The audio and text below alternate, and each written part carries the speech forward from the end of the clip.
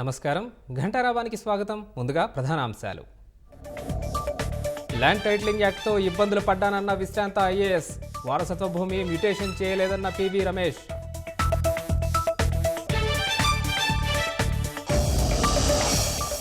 అన్నమయ్య జిల్లాలో గర్భిణిపై దాడి చేయడం అమానుషం, వైకాపా నేతల అరాచకాలు పెచ్చుమీరాయన్న లోకేష్.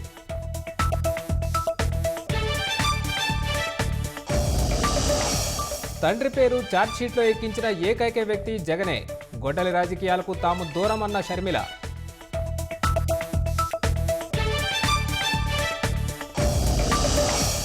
తెలుగుదేశంలోకి భారీగా చేరికలు, అనంత జిల్లాలో తెదేపా తీర్థం పుచ్చుకున్న వైకాపా నేతలు.